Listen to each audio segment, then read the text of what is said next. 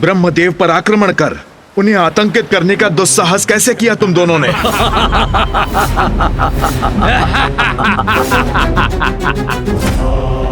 ओह, स्वयं तुम ही हो नारायण। तुम आ ही गए हमारे समक्ष। उचित किया। हमारा आदेश तो तुमसे युद्ध करना ही था। सर्वथा उचित है ये। उस वृद्ध देवता से तो हम बाद में निपट लेंगे। सर्वप्रथम तुम्हें ही नष्ट करते हैं। तुम्हें ही नष्ट करते हैं। ही नष्ट करते हैं।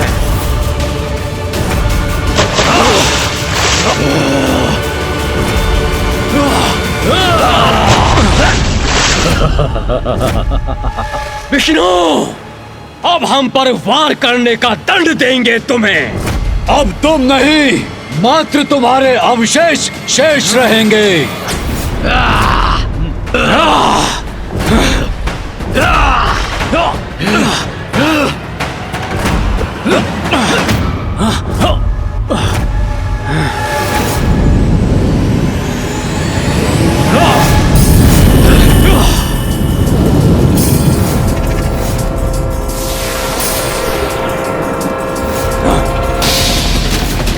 इन दोनों दुष्टों ने तो विष्णुदेव पर आक्रमण कर दिया।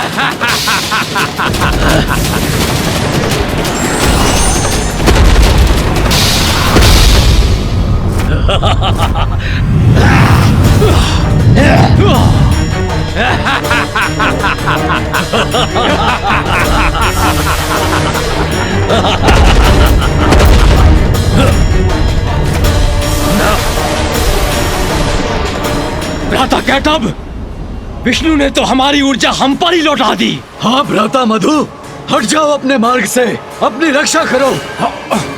ये ऊर्जा तो मुझ तक पहुंचने ही वाली है, किंतु मैं रोक दूंगा इसे।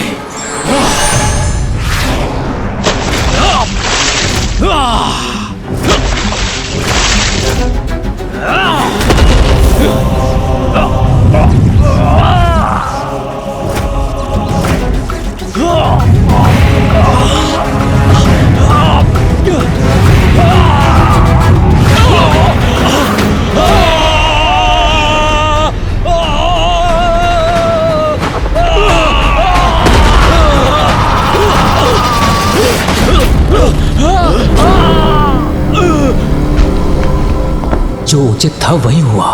ये दोनों दुष्ट असुर नष्ट हो गए। धन्यवाद नारायण। इन असुरों के साथ इनके आतंक का भी अंत हुआ। अब ब्रह्मदेव पुनः ध्यान मग्न हो सकते हैं।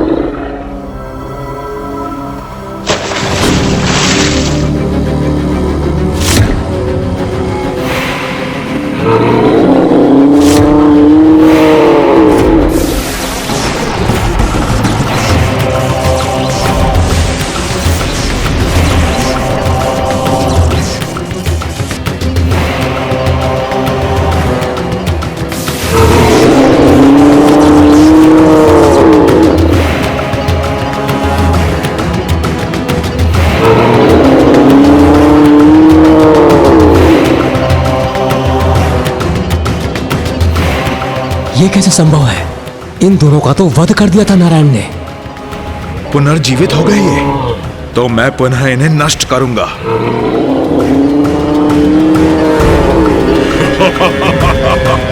क्या हुआ विष्णुदेव? हमें पुनर्जीवित देखकर शक्ति में आ गए।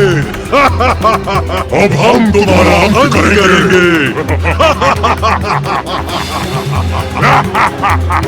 किंतु कैसा प्रहार करूं जिससे ये पुनः जीवित ना हो सके?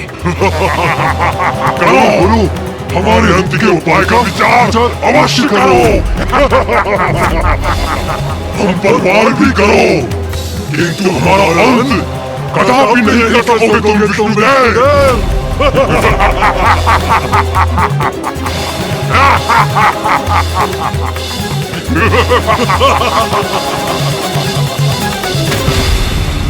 ये कैसे हुआ माँ? मामा जी के द्वारा मधु और कैटअप के वध करने पर भी वो पुनर्जीवित कैसे हो गए? गणेश जी ने पुनः मां काली से प्रश्न कर दिया, कहीं वो पुनः गणेश जी से क्रोधित हो गई तो?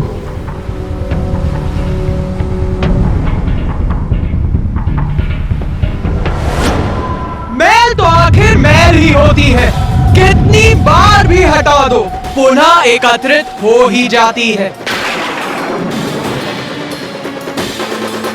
नारायण के कान के मैल से उत्पन्न हुए ये असुर कोई साधारण असुर नहीं थे, और उनमें प्राण तो मैंने ही फूके थे, तो उनका अंत इतनी सरलता से कैसे हो सकता था? फिर क्या हुआ माता? फिर क्या हुआ? फिर क्या हुआ? ये कैसा प्रश्न है?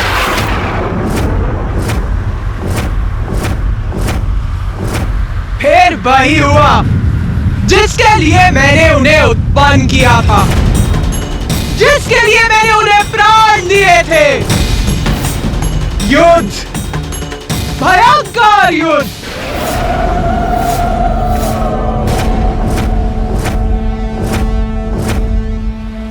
युद्ध हुआ उन दोनों असुरों और मामा श्री हरि नारायण के मध्य?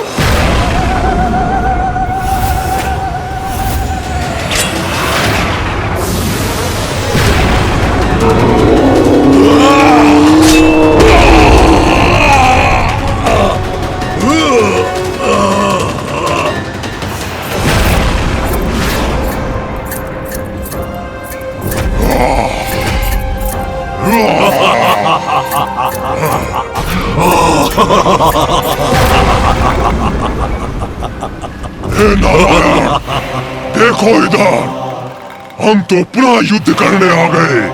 कुछ नहीं, तुम हमारा कुछ नहीं बिगाड़ सकते, अपितु हम तुम्हारा अंत अवश्य करेंगे।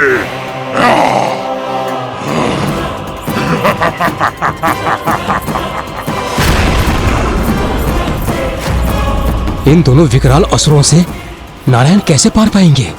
अग्नि प्रहार।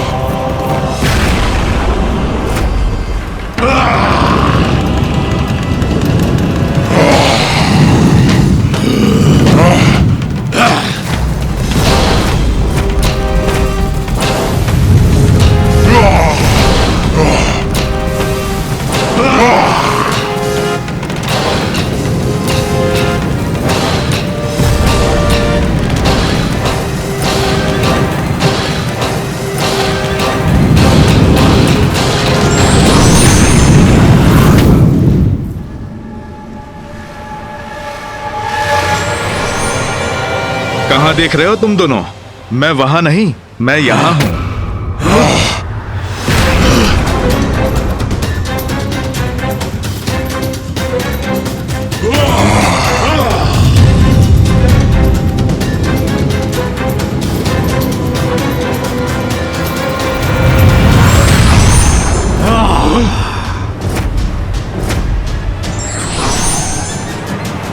वहां नहीं, यहां।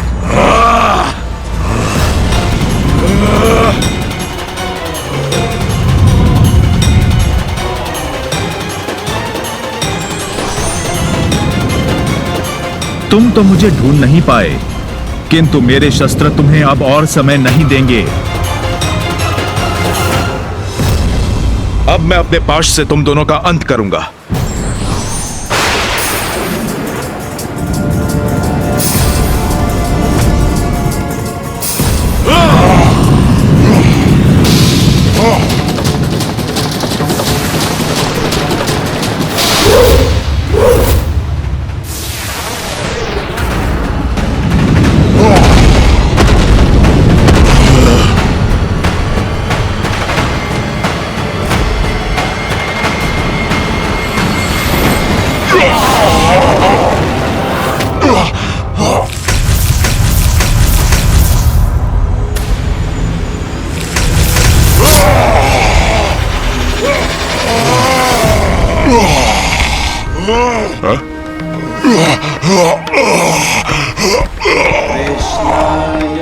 इस बार नारायण के प्रहार ने इतना कष्ट पहुंचाया है इन असुरों को कि कदाचित ये पुनः जीवित नहीं हो सकेंगे। तुम्हारी दुष्टता का ऐसा ही अंत होना था।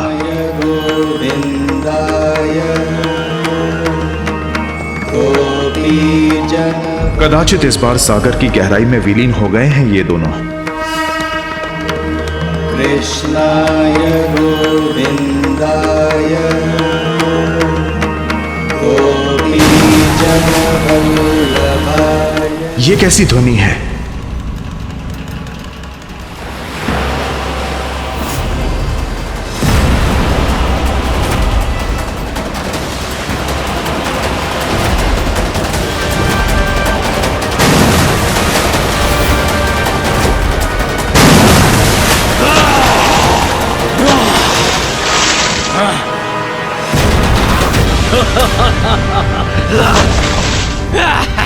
कहाँ जा रहे हो विष्णु?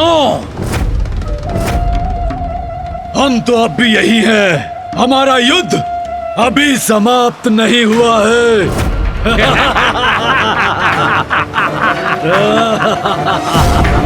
ये दोनों पुनः जीवित कैसे हो रहे हैं? क्या सोचा था तुमने? अंत हो गया हमारा।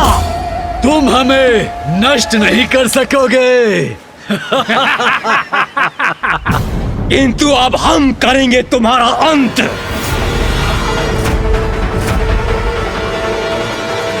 फिर वो युद्ध सहस्त्रों दिव्य वर्षों तक चलता रहा, कभी जल पर,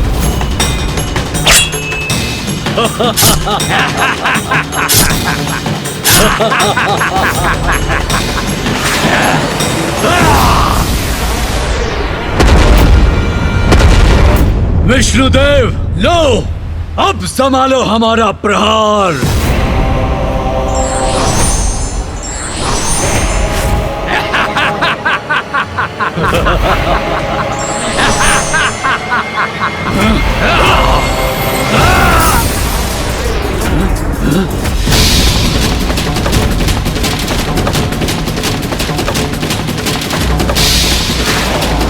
अरे ये कैसी ऊर्जा है?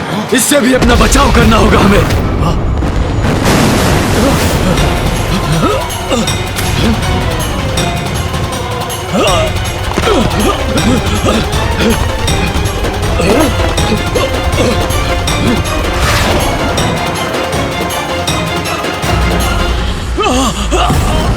भ्राता कैटब, ये तो विचित्र कौतुक रचा है विष्णु ने। हाँ भ्राता मधु, जल को हिम में परिवर्तित कर दिया।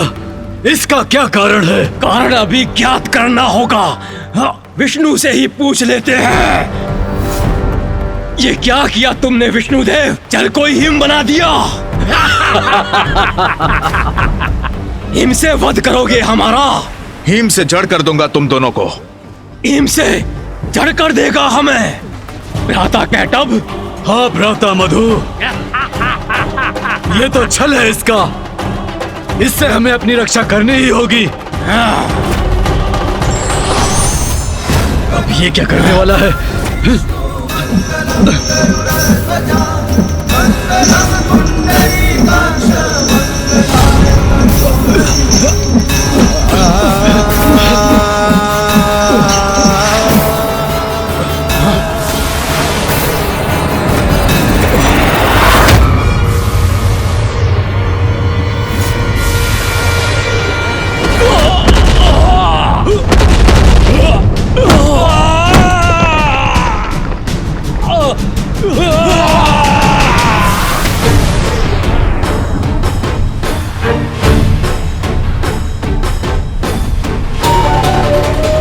अब कदाचित पुनः गतिशील नहीं हो सकेंगे ये असुर।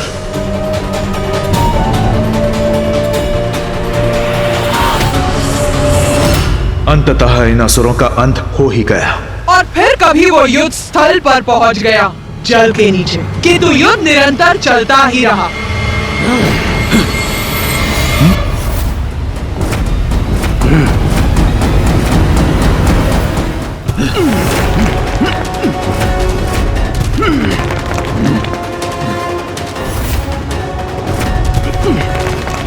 इस हिम से मुक्त होना होगा।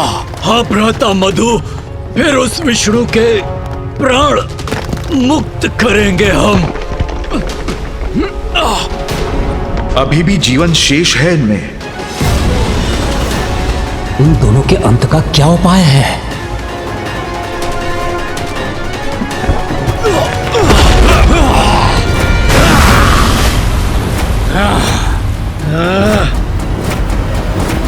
उत्तम क्रीड़ा थी ये विष्णुदेव, हमें आनंद आया। किंतु ये क्रीड़ा तो तुम्हारे अंत के साथ ही समाप्त होगी।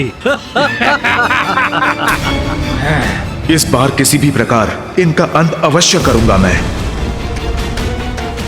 विष्णुदेव, अभी तक तो इस वृद्ध ब्रह्मदेव के सिंहासन पर हमारी दृष्टि थी, किंतु अब हमें तुम्हारा आसन भी मोहित कर रहा है। यह अनेक शीश वाला जीव जिस पर स्थित होकर तुम हम पर वार कर रहे हो, तुम्हें पराजित कर मैं तुम्हारे इस आसन पर अवश्य स्थित होऊंगा और मेरा भ्राता कैटभ इस वृद्ध ब्रह्मदेव के आसन पर। क्यों भ्राता कैटभ? हाँ भ्राता मधु, अब हमें ये शीघ्र करना चाहिए। इनका दुस्साहस अब सभी सीमाएं लांघ चुका है। अब इनसे निर्णायक युद्ध करना होगा मुझे। विष्णुदेव, अब शीघ्र तुम्हारे प्राण तुम्हारे शरीर से विलग करूंगा मैं।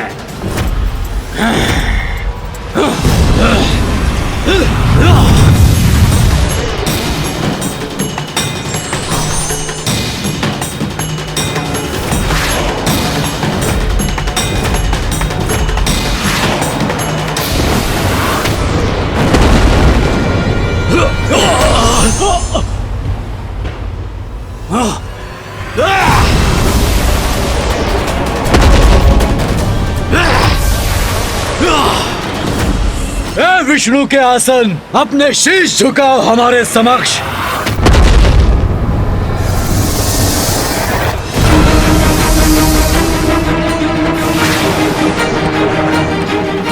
ये तो विष प्रहार कर रहा है हम पर।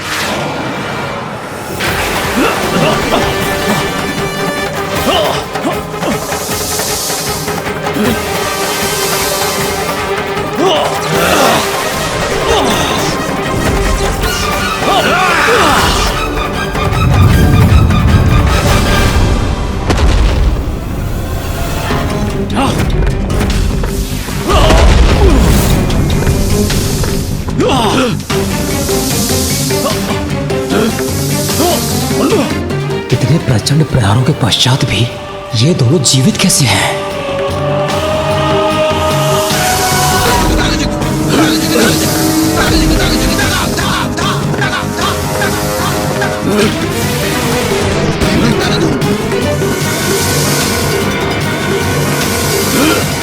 बस बहुत हुआ दोस्त, अब तुम्हारे प्रहारों का भी अंत करना ही होगा।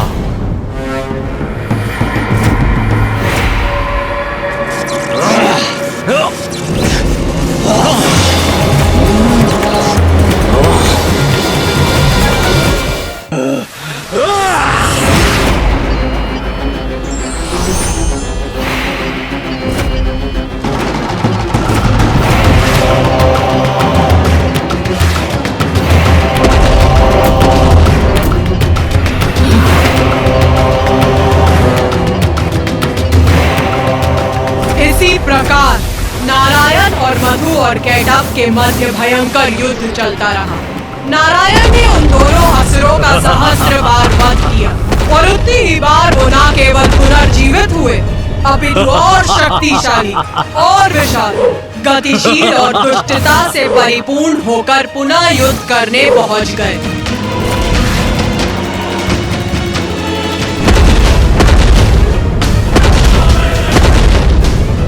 ये कैसे असुर हैं जिनका वध नारायण भी नहीं कर पा रहे हैं?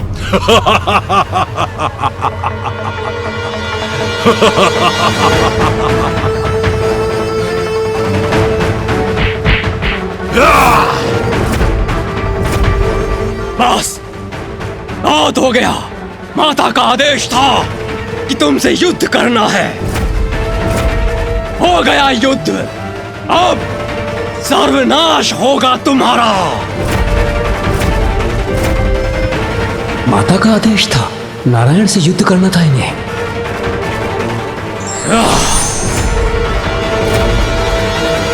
फिर क्या हुआ माता?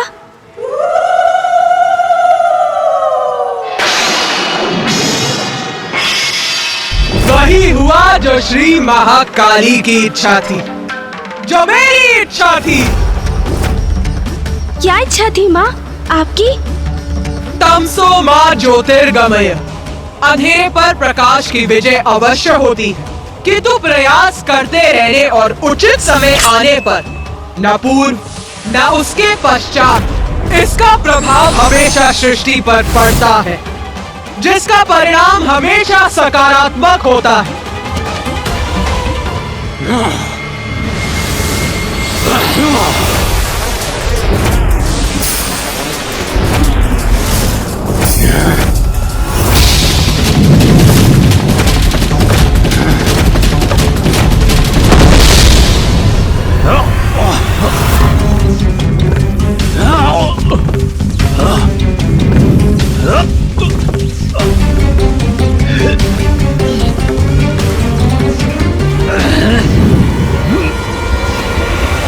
युद्ध तो और भी भयंकर होता जा रहा है और नारायण क्लांत हो रहे हैं। मुझे समझ में नहीं आ रहा है कि इन असुरों का अंत क्यों नहीं हो रहा है। माता का आदेश था कि तुमसे युद्ध करना है। माता का आदेश? यही कहा था इन असुरों ने। माता के आदेश से ही ये नारायण से युद्ध कर रहे हैं, अर्थात माता की इच्छा से ही इनका वध भी होगा।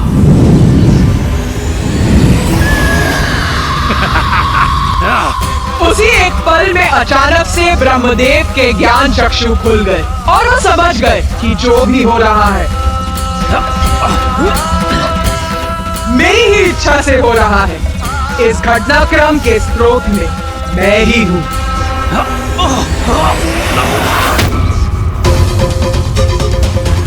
श्री महाकाली, हमको जन्म देने वाली देवी महाकाली, आप ही स्वधा, आप ही वशकार हो।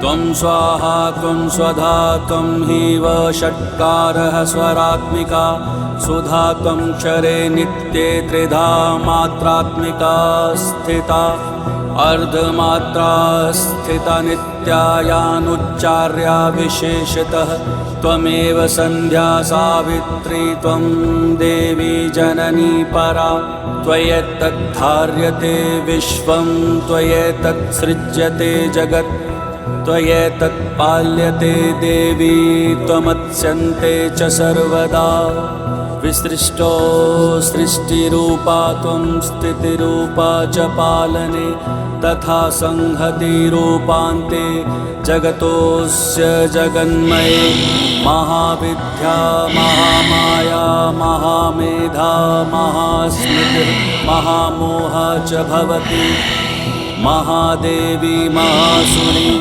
प्रकृतिस्त्वं च सर्वस्य गुणत्रयविभाविनी, कालरात्रिर्महारात्रिर्मोहरात्रिश्च दारुणा, त्वं श्रीस्त्वमीश्वरी त्वं ह्रीस्त्वं बुद्धिर्बोधलक्षणा, लज्जा पुष्टिस्तथा तुष्टिस्त्वं शान्तिक्षान्तिरेव च, खड्गिनी शूलिनी घोरा गदिनी चक्रिणी तथा।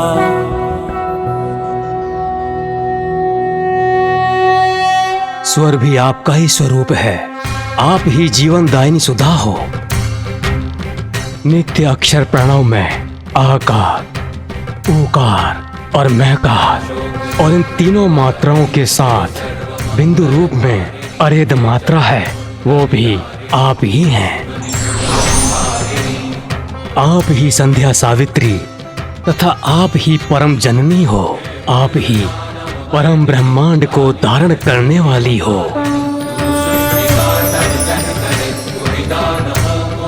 और आप से ही इस जगत की सृष्टि होती है।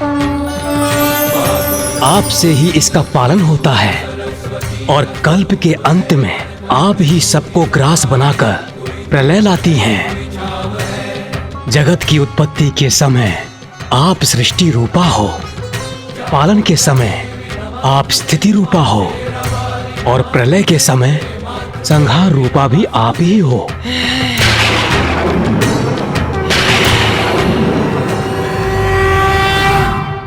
देवी, आप ही काल रात्रि, मोहरात्रि और महारात्रि हो। आप ही श्री ईश्वरी ह्रीं और बोध रूपा बुद्धि हो।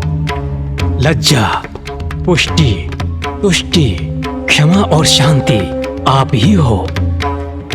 संसार में जो कुछ भी है और उनकी जो भी शक्ति है सब आप ही हो माता। मैं तुच्छ आपकी क्या स्तुति कर सकता हूँ। आपने ही मुझे और नारायण को हमारा अस्तित्व प्रदान किया, फिर मुझ में इतना सामर्थ्य कहाँ जो मैं आपकी स्तुति कर सकूं। हे देवी, आप तो अपने उदार प्रभावों से ही प्रशंसित हो।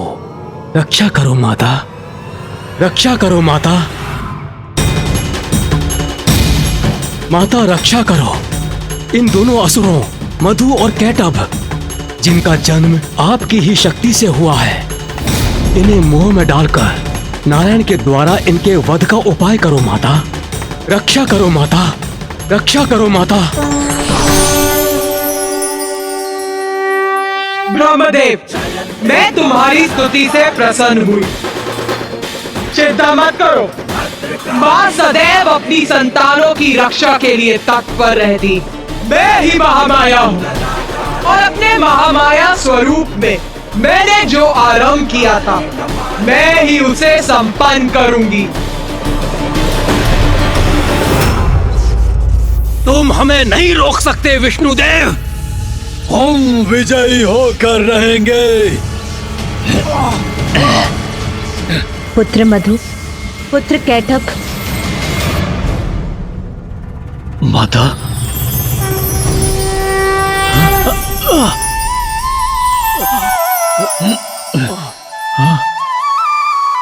देवी महामाया।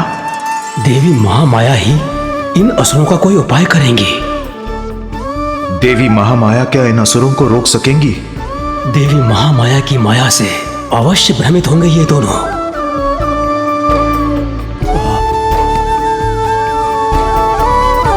प्रणाम माता।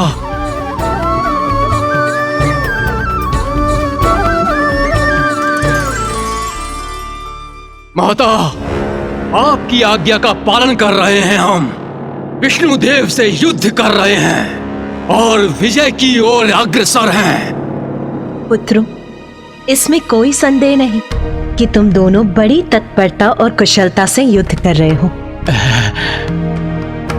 किंतु युद्ध में विरोधी योद्धा का सम्मान भी एक योद्धा का धर्म होता है।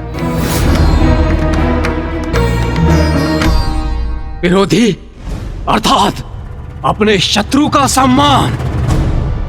जो हमसे युद्ध कर रहा है हम उसका सम्मान करें, ये तो हमारी प्रवृत्ति नहीं। पुत्रों, इसमें कोई संदेह नहीं कि नारायण इतनी कुशलता से तुम्हारा सामना कर रहे हैं, इसीलिए उनके सम्मान स्वरूप और युद्ध के पूर्व उन्हें एक वरदान दो। इसी में तुम्हारी महानता है। वरदान माता? हम अपने शत्रु को वरदान दें? हाँ पुत्रों, तुम दोनों अपनी अपार शक्ति प्रमाणित कर चुके हो। नारायण ने अनेकों बार तुम्हारा वध किया, किंतु तुम पुनः जीवित हो गए।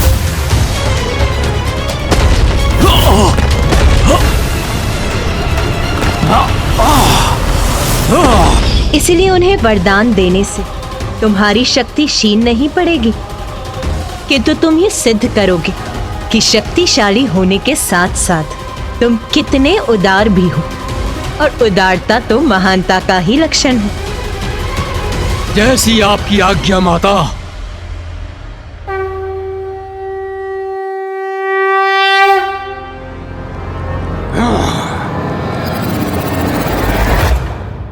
तुम्हें तो अपनी पराजय बहुत समय पूर्व स्वीकार कर लेनी चाहिए थी विष्णुदेव, किंतु तुम अपनी हट के आगे अड़े रहे। लड़ते रहे हमसे, ये जानते हुए भी कि युद्ध में तुम्हारा विजयी होना असंभव है। किंतु हम तुम्हारी दृढ़ता की सराहना करते हैं, इसलिए तुम्हें युद्ध में पराजित करने के पूर्व तुम्हें एक वरदान अवश्य देंगे। मांगो, वरदान मांगो हमसे। मैं वरदान मांगू इन दुष्ट असुरों से?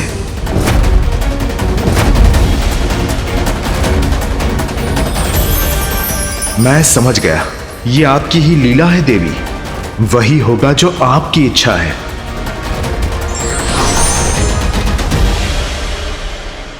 इतना क्या विचार कर रहे हो विष्णुदेव? शीघ्रता करो, वरदान मांगो हमसे। ठीक है, यदि तुम मुझे वरदान देना ही चाहते हो तो मुझे वरदान दो कि तुम दोनों का अंत मेरे ही हाथों हो।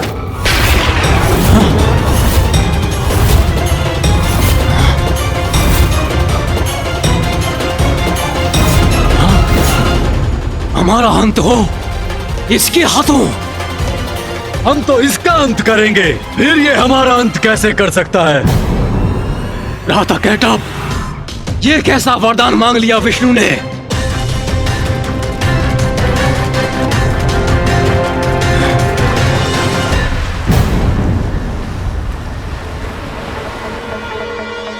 चतुर विष्णु, तुम सोच रहे होगे कि चतुराई से तुमने हमारी मृत्यु का उपाय ढूंढ लिया, किंतु ये केवल मात्र तुम्हारा एक भ्रम है। किंतु हम तुम्हें वरदान अवश्य देंगे कि हमारी मृत्यु तुम्हारे ही हाथों हो। भ्राता मधु, ये क्या कह रहे हो तुम? ये क्या वरदान दे रहे हो तुम? बुद्धि भ्रष्ट तो नहीं हो गई तुम्हारी? हमारे अंत का वरदान मांग रहा है ये। शांत रहो भ्राता कैटअप, इसके बल को पराजित किया था हमने, इसके छल को भी पराजित करेंगे। वरदान अवश्य देंगे इसे, किंतु उसका कोई लाभ नहीं होगा। विष्णुदेव, वचन दिया है तुम्हें, इसीलिए वरदान भी अवश्य देना ही होगा, किंतु एक अवस्था में ही ऐसा हो सकेगा।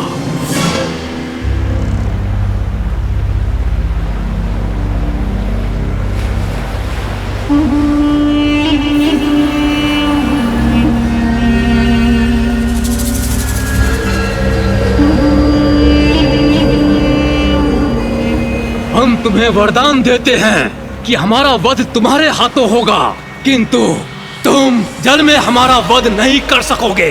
जल में हमारा वध नहीं कर सकोगे। जल में हमारा वध नहीं कर सकोगे।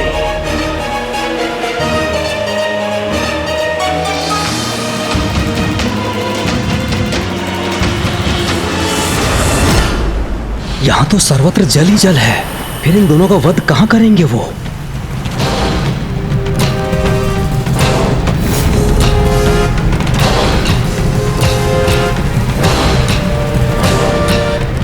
बताओ, स्वीकार है हमारी चुनौती या फिर भयभीत हो गए? स्वीकार है, स्वीकार है, स्वीकार है। तो प्रतीक्षा क्यों कर रहे हो? आगे बढ़ो, आओ, वध करो हमारा।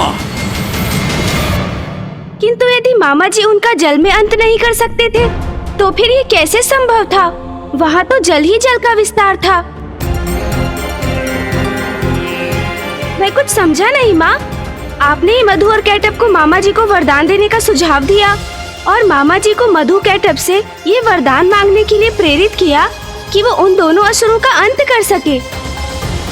और फिर मधु ने वरदान भी दिया, किंतु ऐसी स्थिति के साथ जिससे मामा जी द्वारा उनका वध करना असंभव हो जाए। गणेश जी का प्रश्न तो सर्वथा उचित है। ऐसी अवस्था में नारायण ने उन असुरों का वध कैसे किया होगा? गणेश के इस प्रश्न का उत्तर देवी श्री महाकाली के द्वारा ही दिया जाना उचित है। उचित किया मैंने। मेरा रहस्य समझना चाहते हो ना? समझ गणेश, समझ मेरी इच्छा के पीछे छिपे कारण को। यही मेरी लीला है और यही मेरी माया। माता की लीला का रहस्य तो मुझे अभी भी ज्ञात नहीं हुआ। यही तो है देवी महाकाली की लीला, जिसका रहस्य समझना सरल नहीं। उनके संकेत से ही मुझे सफलता का उपाय प्राप्त हुआ। इतना स्तंभित क्यों खड़े हो नारायण? क्या हुआ? हमारी दान वीरता से स्तब्ध हो क्या? अरे तुमने वरदान मांगा और हमने दे दिया, तो आओ अब युद्ध करो।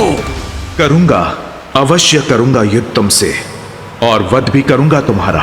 आओ वध करो हमारा, किंतु वहीं जहां थल जल में डूबा ना हो। सर्वप्रथम ढूंढो वो स्थान और तब अंत करो हमारा।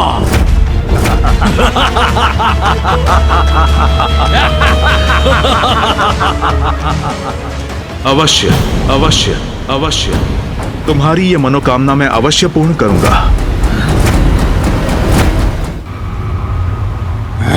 भ्राता कैटअप, इसके छल का तो उचित उत्तर दिया मैंने।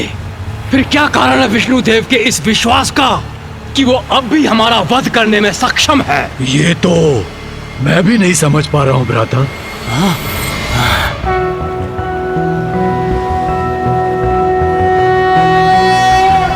शांताकारं भुजगशयनं पद्मनाभं सुरेशं विश्वाकारं गगनसदृशं मेघवर्णं शुभांगं लक्ष्मीकान्तं कमलनयनं योगिरध्यानगम्यं वन्दे विष्णुं भवभयहरं सर्वलोकैकनाथम्।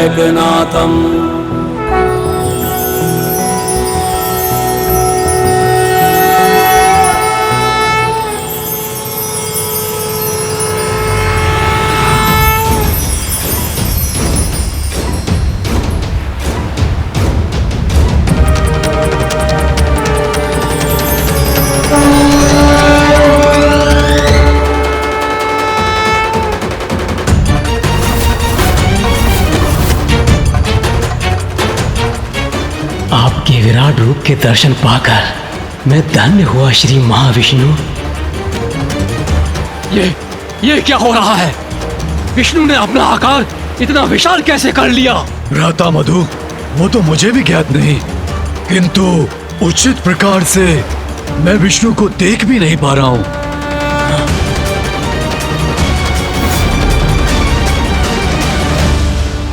हमारा वध असंभव है, किंतु फिर भी मुझे भय का आभास क्यों हो रहा है? भ्राता मधु, भयभीत तो मैं भी हो रहा हूँ। कदाचित इसका कारण विष्णु का ये विकराल रूप है। अपने भय को मिटाना होगा हमें, तभी विजयी हो सकेंगे हम।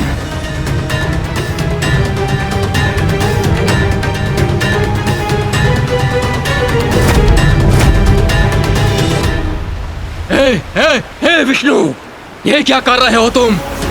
ये मत समझो कि तुम्हारे इस विशाल रूप को देखकर भयभीत हो जाएंगे हम। और तुम हमारा वध कर सकोगे?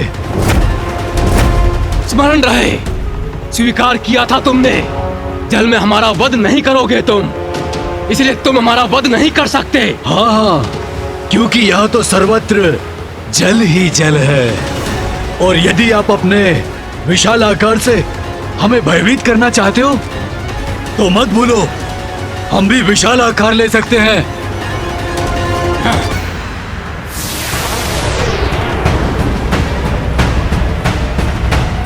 ये देखो।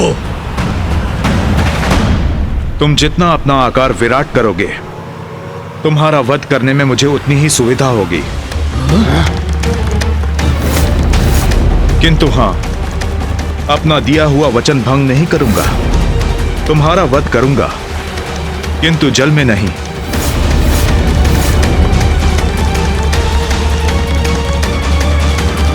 भ्राता कैटअप, हमारे विशाल होने से इसे सुविधा होगी।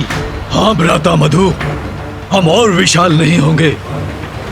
इसकी असुविधा में तो आनंद आएगा ना हमें, और वैसे भी ये अभी भी हमसे विशाल ही है।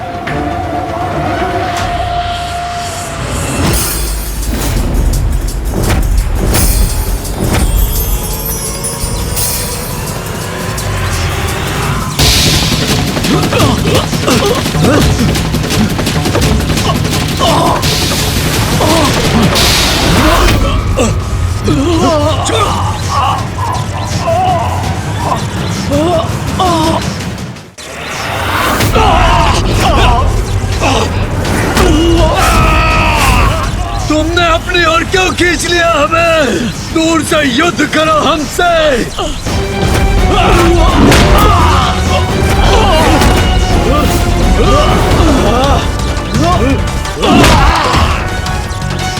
तुम दोनों असुर देवी महामाया की आज्ञा का पालन कर रहे थे ना? तो लो, मैं अब देवी महाकाली की आज्ञा का पालन करूंगा। तुम्हारा वध तो करूंगा, किंतु जल में नहीं।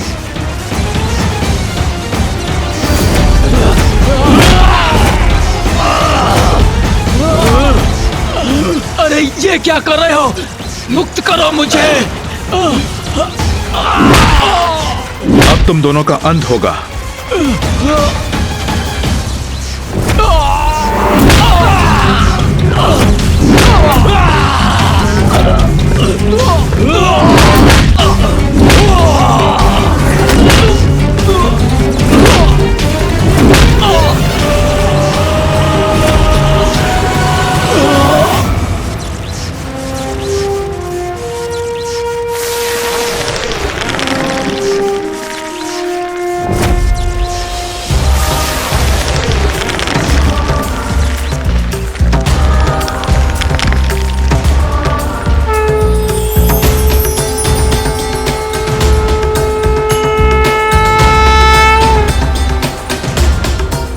इन असुरों के साथ इनके आतंक का अंत करने के लिए आपको कोटि कोटि धन्यवाद नारायण।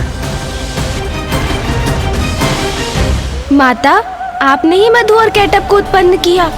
जब उनका अंत ही होना था तो आपने उन्हें जीवन दिया ही क्यों?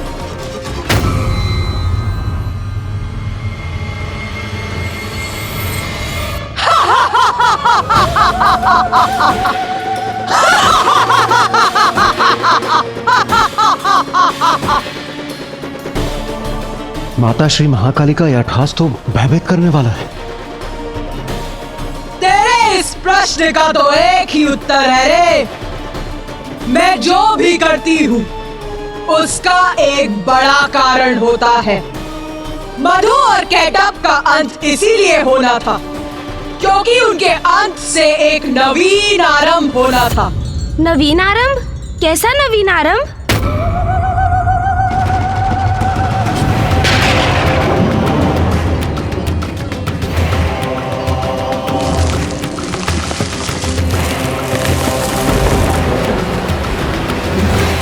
हाँ रे, नवीन आरंभ।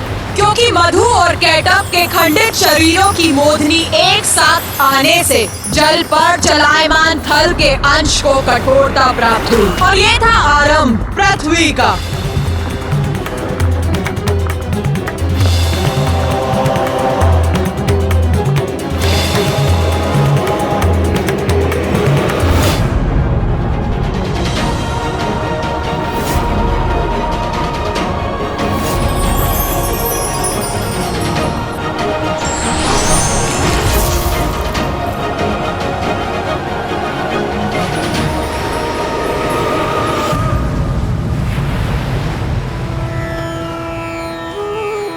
प्रणाम। आपका कोटि कोटि धन्यवाद नारायण। आपके ही कारण मधु और कैटअप के शरीर की मेदिनी से मेरी सतह कठोर हुई है। अब इस पे सृष्टि संभव हो सकेगी। देवी पृथ्वी, धन्यवाद मेरा नहीं, देवी महाकाली का कीजिए, जिनकी लीला से मधु और कैटअप उत्पन्न हुए और मैंने उनका अंत किया। मैं तो मात्र उनकी लीला में सहायक था। सृष्टि का पुनः निर्माण उन्हीं की लीला का परिणाम है।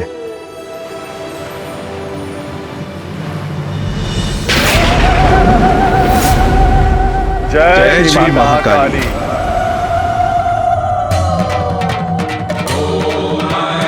हम कृतार्थ हुए माता, आपकी अद्भुत लीला की और आपकी लीला के परिणाम स्वरूप सृष्टि के पुनर्निर्माण की कथा सुनकर। हाँ माँ, हम धन्य हुए। आपकी लीला की कथा सुनने का अवसर जो प्राप्त हुआ हमें, और उससे भी बड़ा सौभाग्य तो ये था कि ये कथा हमें साक्षात आपके श्रीमुख से सुनने का अवसर प्राप्त हुआ। अपनी ही लीला की कथा सुनाकर आपने हमें कृतार्थ कर दिया माता। किंतु हमें ये भी बताइए माता कि आपके देवेश्वरी महाकाली रूप की कृपा से हम भक्तों को कैसा सुफल प्राप्त होता है? मैं जब श्री महाकाली रूप में अवतरित होती हूँ तो उस समय महादेव महाकाल रूप में मेरे साथ होते हैं। मेरे इस रूप की आराधना से मेरे भक्तों को जीवन के सभी सुख और भोग के सभी साधन प्राप्त होते हैं और उनकी समस्त धर्मोचित मनोकामनाएं पूर्ण होती हैं और उनके जीवन के उपरांत उन्हें मोक्ष प्राप्त होता है। माँ प्रणाम। माँ श्री महाकाली।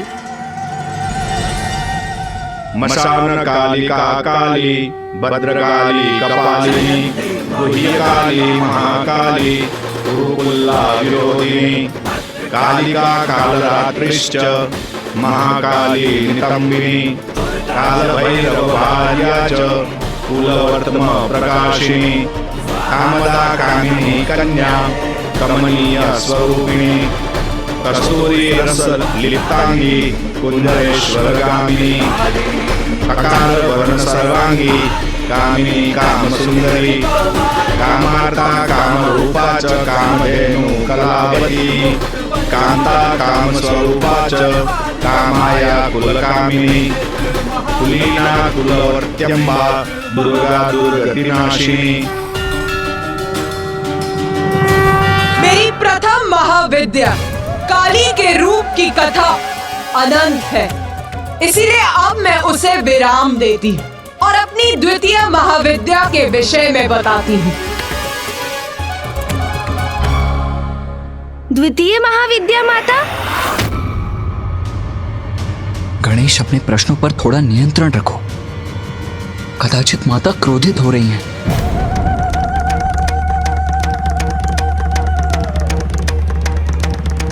माता श्री महाकाली का प्रचंड क्रोध जागृत हुआ तो कदाचित हम सभी उसमें भस्म हो जाएंगे। एक और प्रश्न पूछना चाहता है रे? तो पूछ, किंतु तुझसे यही अपेक्षा भी है, क्योंकि जब तक तू मेरा रहस्य जान नहीं जाता तेरी जिज्ञासा कहाँ शांत होगी रे? पूछ, तेरे मन में क्या प्रश्न है? माता, आप तो अंतर्यामी हैं, सर्वज्ञाता है, तो मेरा प्रश्न भी आपसे छिपा कहाँ है माता? ज्ञात है मुझे, तेरा प्रश्न मुझे अवश्य ज्ञात है, किंतु यहाँ उपस्थित और किसी को नहीं, इसीलिए पूछ ले, पूछ। जो आज्ञा माता। माता, मैं ये समझने में असमर्थ हूँ कि जब संसार में श्री महाकाली का आविर्भाव हो चुका था और उनकी कृपा से पृथ्वी का निर्माण भी आरंभ हो चुका था, तो आपकी द्वितीय महाविद्या रूप की आवश्यकता क्यों हुई? इसमें समझने का जो भी है मैं पूर्व में ही कह चुकी हूँ गणेश। महादेव के साथ मिलकर संसार के निर्माण, पालन और संहार का कार्य है मेरा, और अपने इन सभी कार्यों के संपादन के लिए मैं अपने 10 महाविद्या रूप प्रकट करती हूँ। मैंने अपने महाकाली रूप में मधु और केटप के शरीर से पृथ्वी के कठोर धरातल का निर्माण करवाया, किंतु उससे सृष्टि का सृजन पूर्ण नहीं हुआ था, क्योंकि जल और थल तो अब थे, किंतु और कुछ नहीं था, इसीलिए सृष्टि अभी भी अपूर्ण थी।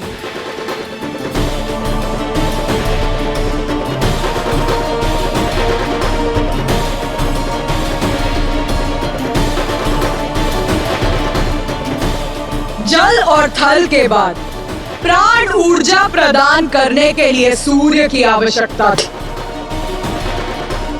जिनकी उत्पत्ति के लिए मैंने अपना देवी तारा स्वरूप धारण किया और महादेव के अक्षोभ्य स्वरूप का प्राकट्य हुआ था। मां तारा और श्री अक्षोभ्य ही आदित्य सूर्य के सृजन का कारण थे। माता, मैं ये जानने के लिए भी उत्सुक हूँ कि आदित्य सूर्य की रचना आपने कैसे की? तो सुन, ध्यान से सुन।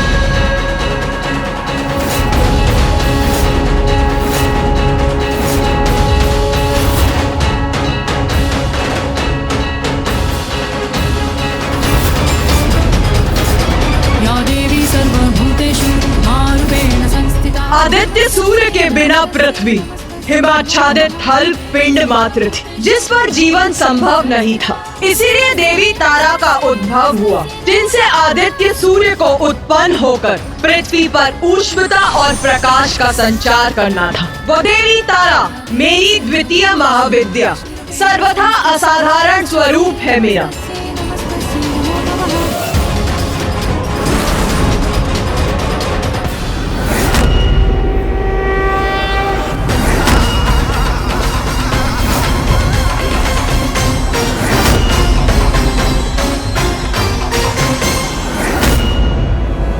क्योंकि देवी तारा ही मेरा वो महाविद्या स्वरूप है जिनमें ऊर्जा, ऊष्मता, प्रकाश उत्पन्न करने का सामर्थ्य है। और जब उस ऊर्जा का संयोग प्रभु अक्षोभ्य की ऊर्जा से हुआ तो वो संयुक्त ऊर्जा आदित्य सूर्य के अस्तित्व का आधार बनी।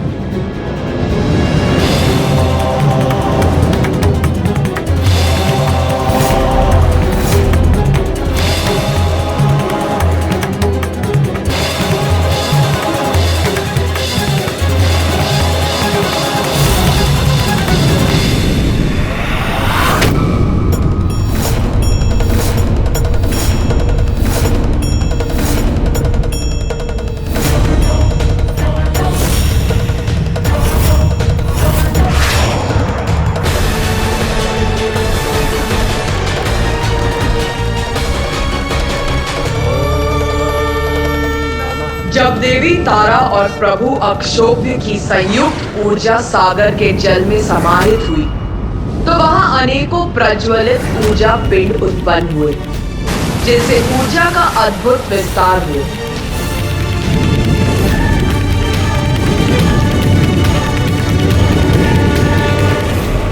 फिर देवी तारा ने अपनी श्वास वायु से एक प्रचंड वायु प्रवाह उत्पन्न किया, जिसके टकराव से उन ऊर्जा पिंडों की संख्या में और वृद्धि के साथ उनका जुड़ाव आरंभ हुआ।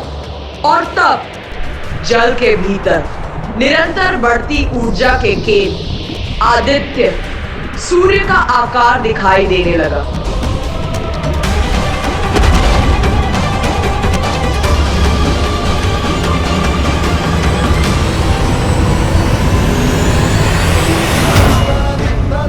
फिर प्रभु अक्षोभ्य और देवी तारा की ऊर्जा से आदित्य सूर्य प्रस्तुत हुए।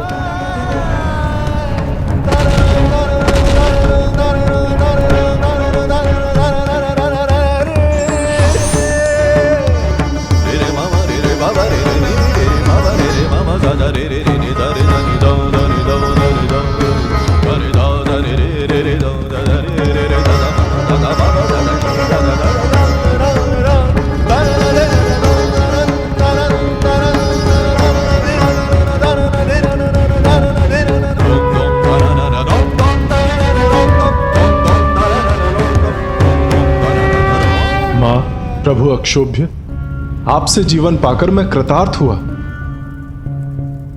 मुझे उत्पन्न करने के लिए आपका कोटि कोटि धन्यवाद। मैंने पृथ्वी पर जीवन का संचार करने के लिए आपको जन्म दिया है। अब आप अपने स्थान पर रहकर सृष्टि को ऊष्मता, प्रकाश और जीवन दायिनी ऊर्जा प्रदान करें। दिवस और रात्रि उत्पन्न करेंगे, पृथ्वी पर ऋतुओं का चक्र स्थापित करेंगे। अब आप प्रस्थान कीजिए और सभी को जीवन देने का अपना दायित्व संभालिए। उचित है मां।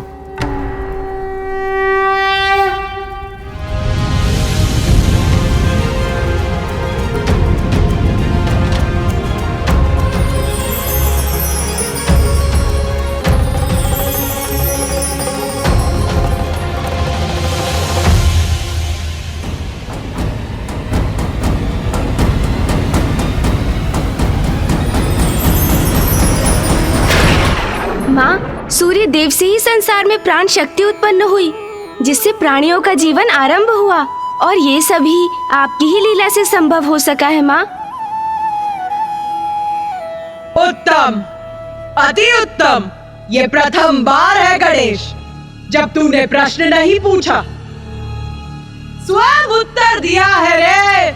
किंतु माँ, मेरे प्रश्न अभी समाप्त नहीं हुए। ज्ञात है मुझे, ज्ञात है।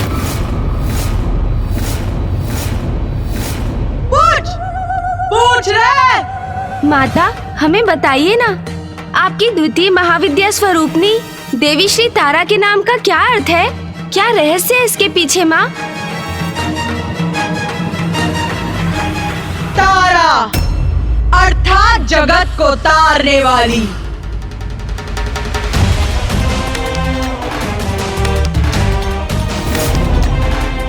मुझे अपने उस रूप में तारा इसीलिए कहा जाता है क्योंकि मैंने अपने उसी रूप में सूर्य को उत्पन्न कर जगत को तारने का कार्य किया था। और आज भी मैं देवी कुष्मांडा के रूप में सूर्य के केंद्र में रहती हूँ। उनकी अधिष्ठात्री हूँ। ऐसा क्यों माता? आदित्य सूर्य को उत्पन्न करने और उन्हें उनका दायित्व समझाने के बाद आपको उनके केंद्र में स्थित रहने की क्या आवश्यकता है? आदित्य सूर्य को उत्पन्न करने और उन्हें उनका दायित्व समझाने के बाद आपको उनके केंद्र में स्थित रहने की क्या आवश्यकता है? क्योंकि सूर्य की शक्ति का स्रोत मैं ही हूँ रे। मेरे बिना उनकी ऊर्जा, उनका प्रकाश मंद पड़ शांत पड़ जाता है। सूर्य सृष्टि को जीवन प्रदान करते हैं किंतु उसका कारण भी मैं ही हूँ रे।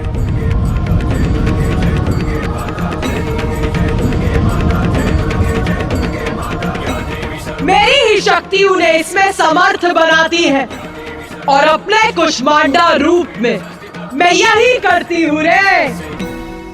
माता, आपने हमें अपने इस नाम का अर्थ तो बता दिया, किंतु अब ये भी बताइए कि मैं जानती हूँ तू क्या पूछना चाहता है रे। यही ना कि महादेव को अक्षोभ्य क्यों कहा जाता है? हाँ माँ।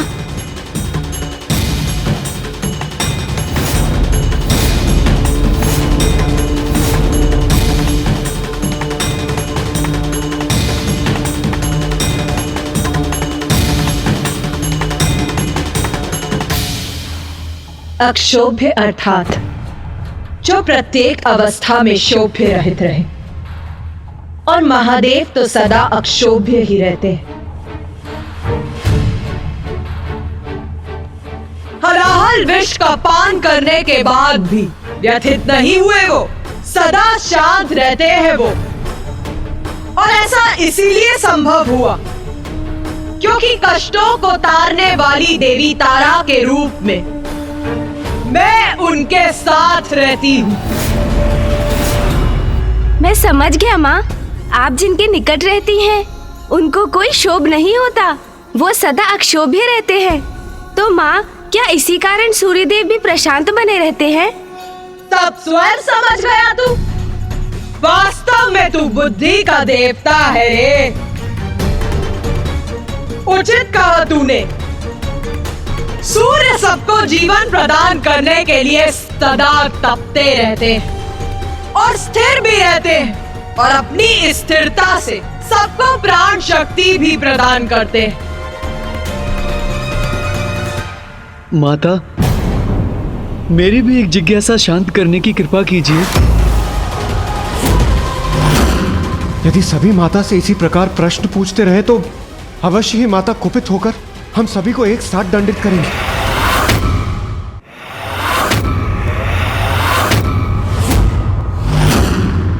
पूछ, तू भी पूछ, क्या है तेरी जिज्ञासा रे? माता, देवी तारा के रूप में आपकी पूजा से हम भक्तों को कौन से सुफल प्राप्त होते हैं, और माँ तारा के रूप में हमें दर्शन भी प्रदान करें माँ। मातर्तिल सरस्वती प्रणमतां सौभाग्य संपत्प्रदे प्रत्यालीड पदस्थिते सवयदि स्मेराननां वारुदे फुल्लेन्दीवरलोचने त्रिनयने कर्त्रो कपालोत्पले खड्गञ्चा ददति त्वमेव शरणम्।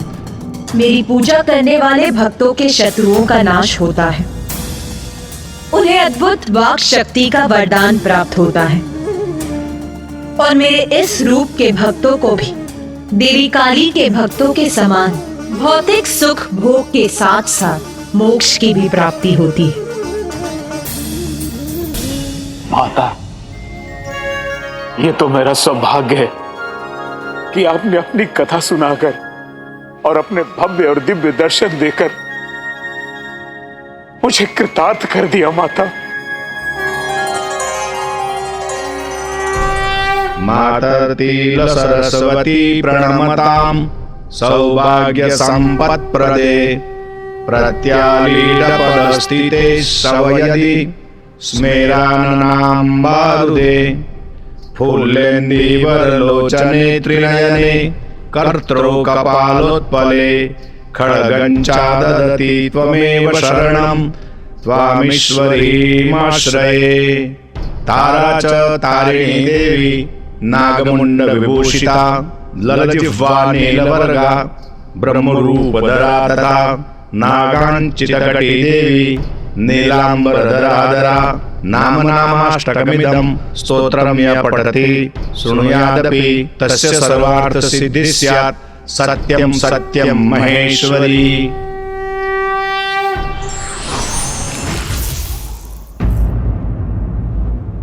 माता, आपने देवी श्री महाकाली रूप में पृथ्वी का निर्माण किया, फिर माँ तारा के रूप में सूर्य देव को उत्पन्न किया।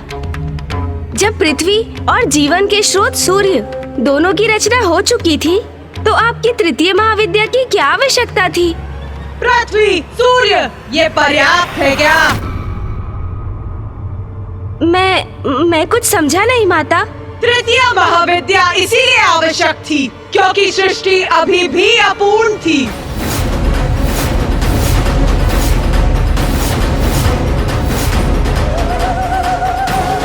पृथ्वी देवी और आदित्य सूर्य के उत्पन्न होने पर भी सृष्टि अपूर्ण क्यों थी माता? तेरी दृष्टि में ही तेरे प्रश्न का उत्तर निहित है रे। देख, देख अपने चारों ओर तुझे क्या दिखाई दे रहा है रे?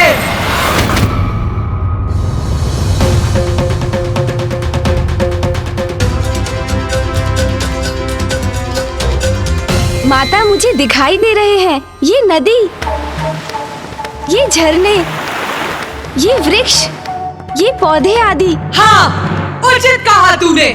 ये है प्रकृति और उसका संपूर्ण विस्तार, उसकी भव्य विशालता। पृथ्वी पर फल उत्पन्न करने वाले वृक्षों की, अनाज उत्पन्न करने वाले पौधों की आवश्यकता थी, तभी तो उसमें जीवन फल सकता था ना। अर्थात प्रकृति का प्रकट होना भी तो आवश्यक था ना।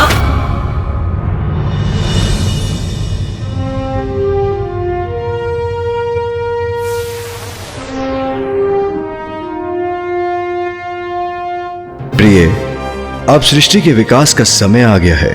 जीवन के संचार के लिए पृथ्वी को प्रकृति की आवश्यकता है।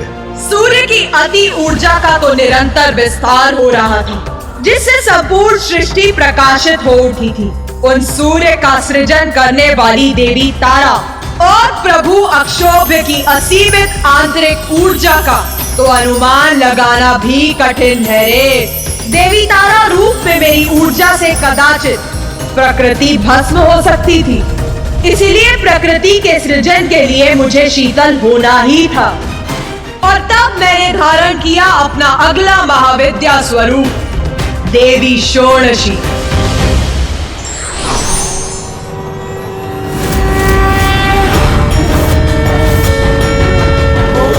और तब महादेव ने लिया पंचवक्त्र शिव का रूप। इस रूप में महादेव के 5 मुखों के नाम हैं: तत्पुरुष, सद्योजात, वामदेव, अघोर और ईशान।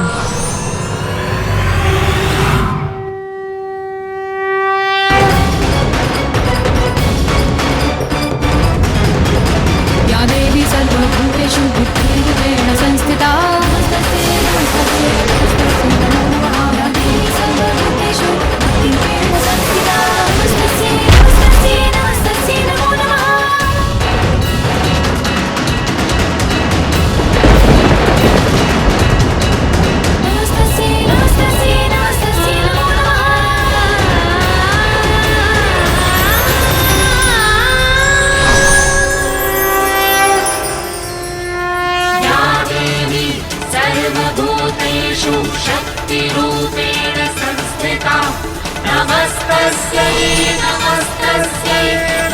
फिर देवी षोडशी की हथेली से एक जल की बूंद पृथ्वी पर गिरी।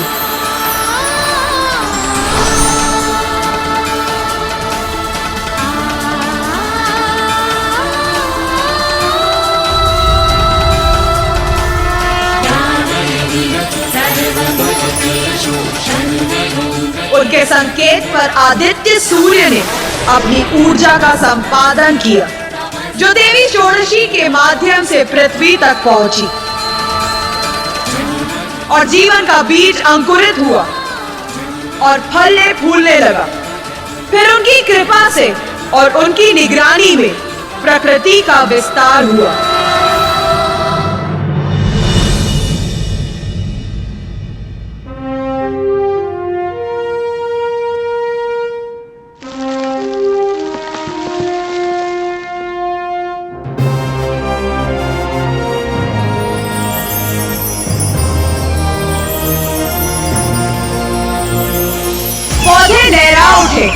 पुष्प खिलने लगे और उनके साथ वन्य जीवों में भी प्राणों का संचार हुआ और प्रकृति अपने पूर्ण वैभव में जीवन का आधार बनी।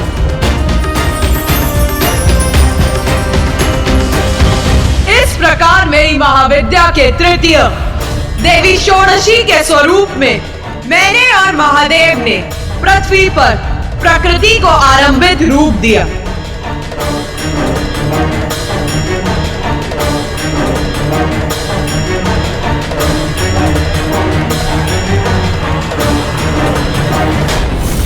बाल व्यक्त विभाकरामिति निवाम भव्य प्रदाम भारतीम ईशत् फुल्लमुखाम्बुजस्मित करे राशा भवान्दापहाम पाशं साभयमंकुशं च वरदम कितनी अनुपम दिव्यता है माँ षोडशी की।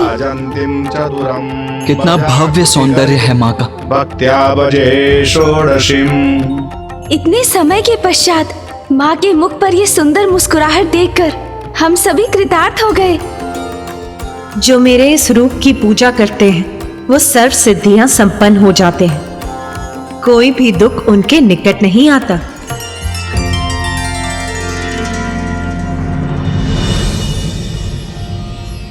बाल व्यक्त विभाकरामिति निवाम भव्य प्रदाम भारतीम ईशत् फुल्लमुखाम्बुजस्मित करे राशा भवान्दापहाम पाशं साभयमंकुशं च वरदम संबिभ्रतिं भूतिदा व्राजन्तीं चतुरं वजाकृति करे भक्त्या भजे षोडशीम।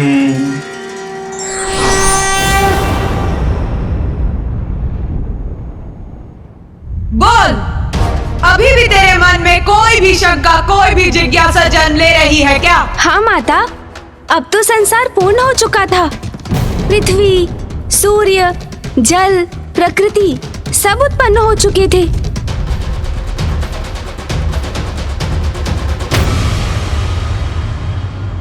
अपना प्रश्न अधूरा मत छोड़ गणेश। जो भी मन में है व्यक्त कर। पूछ पूछ पूछ रे, क्या पूछना चाहता है? माता, ब्रह्मदेव, नारायण, महादेव, पृथ्वी माता, सूर्य देव सब आपकी ही लीला से उत्पन्न हुए हैं, किंतु देवगण जैसे देवराज इंद्र, अग्निदेव, वायुदेव, वरुण देव और ऋषिगण जैसे ऋषि दुर्वासा, ऋषि मार्कंडे, इनका अस्तित्व कैसे प्रकट हुआ माता? बुद्धि में तो तू श्रेष्ठ है गणेश। प्रश्न भी तू उत्तम ही पूछता है रे।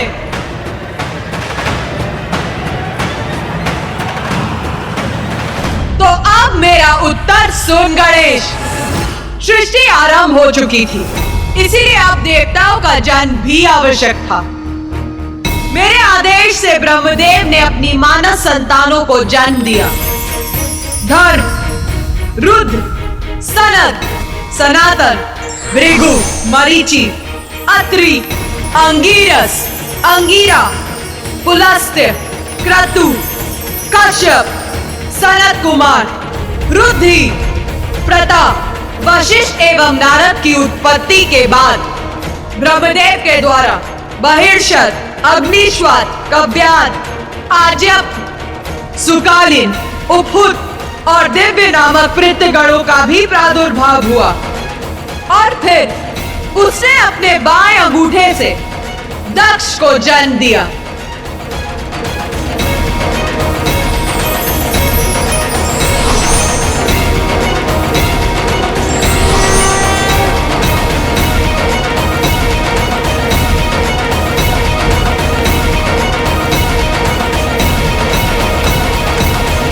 किंतु ब्रह्मदेव की मानस संतानें वृक्ष बीज अर्थात वंश वृद्धि करने में असमर्थ थी।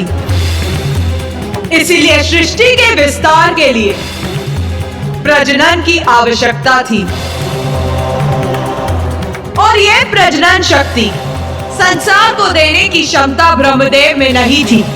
इसीलिए उन्होंने मेरी और महादेव की स्तुति आरंभ की। उस समय शिव और शक्ति संयुक्त थे, अर्धनारेश्वर रूप में ही थे।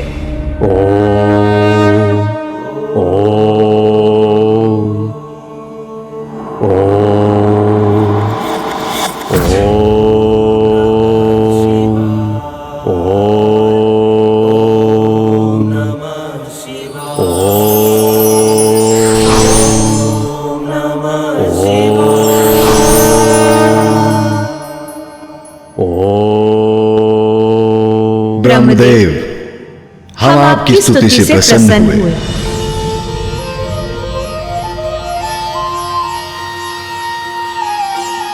प्रभु शिव, माता शक्ति, मेरे द्वारा जिन जीवों का सृजन हुआ है उनकी संतानें उत्पन्न हो सकें, इसके लिए प्रजनन अति आवश्यक है। पर यह तभी संभव है जब प्रकृति शिव से पृथक हो और ऐसे स्त्री पुरुष का जन्म हो जिनसे मैथुनी शक्ति का आरंभ हो सके। यदि सृष्टि के आरंभ और उसकी भलाई के लिए हमें एक दूसरे से विलग होना होगा तो ऐसा ही होगा।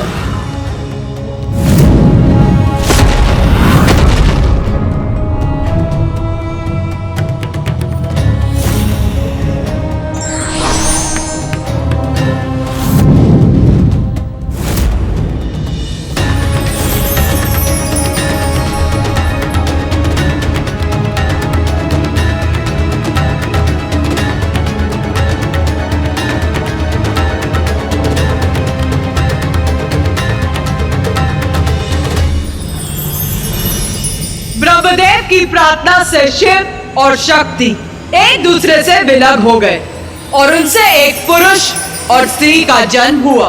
उसमें जो पुरुष उत्पन्न हुए थे वो मनु थे और स्त्री थी शत्रुपा। उन दोनों से प्रियवत और उत्पानपाद नामक दो पुत्रों का जन्म हुआ और आकुति, देवहूति और प्रस्तुति नामक 3 कन्याएं भी हुई। और फिर उनकी इन संतानों का विवाह ब्रह्मदेव की मानस संतानों से हुआ और उनसे मैथुनी सृष्टि अर्थात स्त्री पुरुष के मिलन द्वारा संतानों की उत्पत्ति की प्रक्रिया का आरंभ हुआ और सृष्टि का विस्तार होने लगा। दक्ष और प्रसूति से मैथुनी क्रिया द्वारा अनेकों संतानें उत्पन्न हुई, जिसमें से 13 कन्याओं का विवाह प्रजापति कश्यप के साथ हुआ।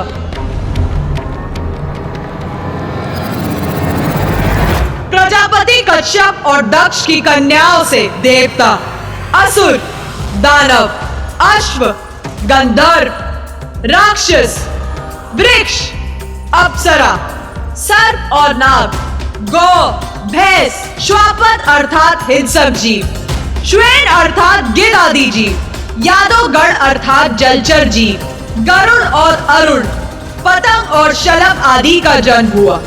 इन्हीं से संसार की समस्त प्रजातियों का जन्म हुआ। माता, अब तो सृष्टि पूर्ण हो गई थी। प्रकृति, जीव, जंतु, देव, गंधर्व, यक्ष आदि सभी उत्पन्न हो चुके थे और सबसे महत्वपूर्ण इस समस्त जीवन के लिए पृथ्वी भी थी। नहीं रे, मात्र एक पृथ्वी से संसार की रचना नहीं होती रे गणेश। बता मुझे, कौन है जो पृथ्वी पर निवास करता है? जीव जंतु और पुरुष माता। और अन्य सभी, उनका क्या स्थान है रे? सभी देव तो अपने अपने लोक में विराजमान रहते हैं और अन्य सभी भी माता। और अन्य सभी अपने अपने भुवन में रहते हैं। और उन भुवनों की उत्पत्ति के लिए मेरी चतुर्थ महाविद्या स्वरूप देवी भुवनेश्वरी की कथा मैं अब कहूंगी। देवी भुवनेश्वरी?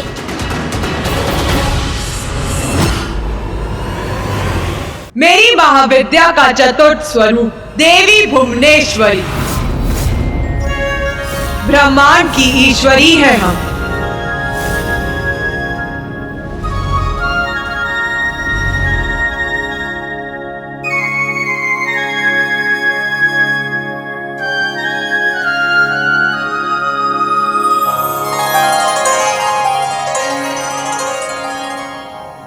संपूर्ण ब्रह्मांड की हम ही जन्मदाता हैं। ब्रह्मांड हमसे ही उत्पन्न होता है और अंततः मुझ में ही समाहित होता है। मैं ही उसकी रक्षा करती हूँ। जब मैं अपने भुवनेश्वरी रूप में प्रकट होती तो महादेव अपना त्रयंबक रूप धारण करते हैं।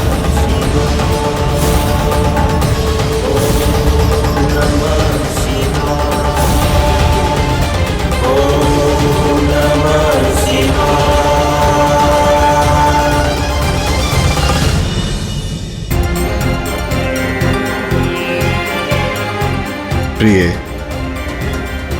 अभी समय आ गया है। अपनी भुवनों का निर्माण कर सभी देवताओं, ऋषिगण, अन्य सभी प्राणियों को अपने अपने भुवनों पर निर्धारित करें।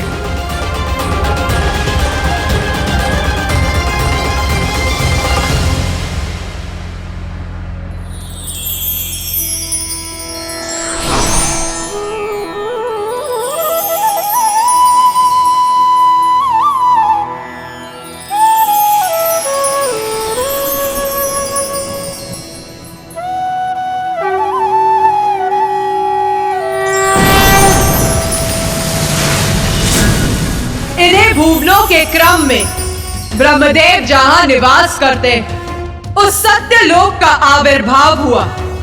ये समस्त लोकों में सर्वोच्च लोक है, जहां के वासी जन्म और मरण के चक्र से मुक्त है। फिर तप लोक प्रस्तुत हुआ, जहां शरीर रहित पुण्य आत्माओं का वास है।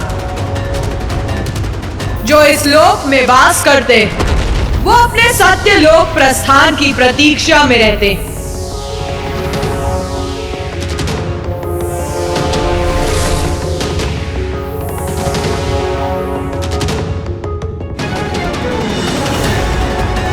फिर ज्ञान लोक प्रस्तुत हुआ,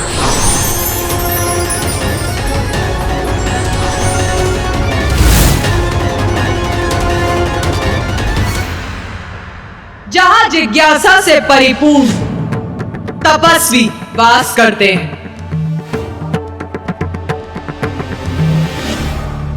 उसके पश्चात महरलोक का आविर्भाव हुआ,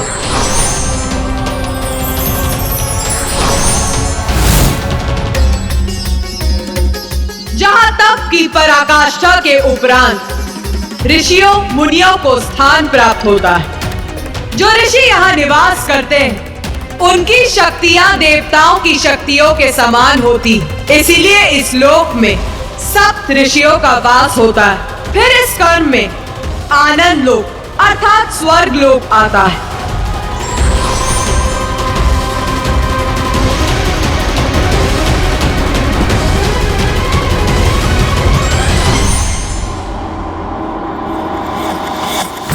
जो देवताओं और उत्तम पुण्य कर्म करने वालों का निवास है।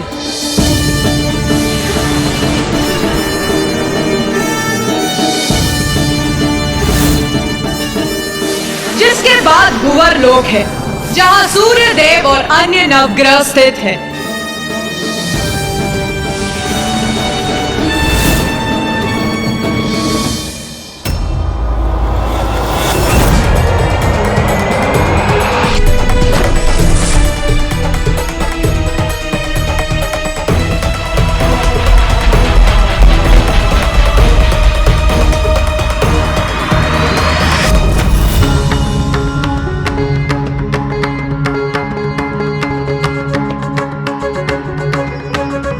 लोक के पश्चात मनुष्यों और मृत्यु लोक के अन्य प्राणियों के लिए भूलोक है।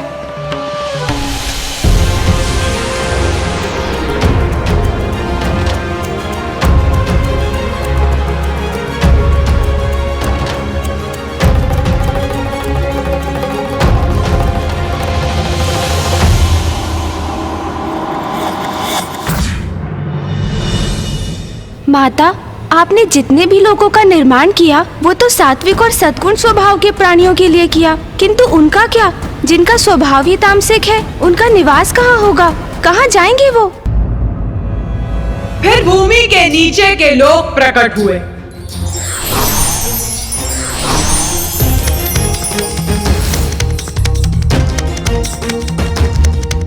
इसमें सर्वप्रथम है अतल लोक।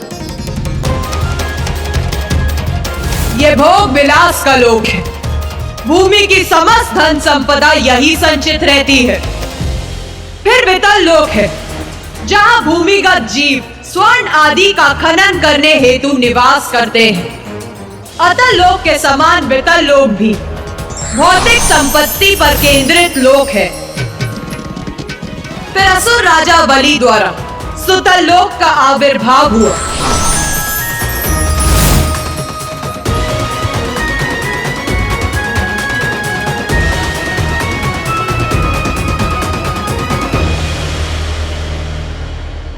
फिर तलातल लोक की उत्पत्ति हुई। फिर उसके नीचे महातल उत्पन्न हुआ। यही नागलोक है, जहां नाग पुरुष और नाग कन्याओं का वास है। फिर उसके भी नीचे है दानवों और दैत्यों का लोक, रसातल।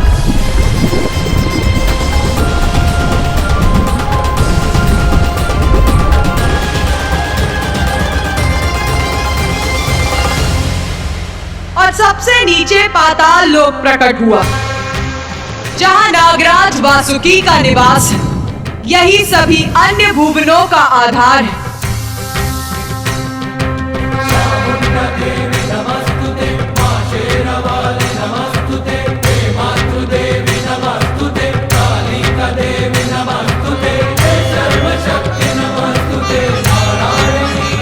सब लोगों के बारे में तो हमें ज्ञात हो गया और सभी अपने अपने लोक में शांतिपूर्वक निवास भी करने लगे।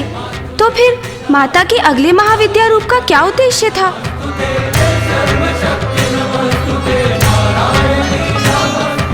कार्य जब तक पूर्ण नहीं होता तब तक परम ब्रह्म भी तत्परता से उसे पूर्ण करने में कोई भी कमी नहीं छोड़ते। इससे यही संदेश और प्रेरणा हमें मिलती है कि जब तक कार्य पूर्ण ना हो उसे छोड़ना नहीं चाहिए।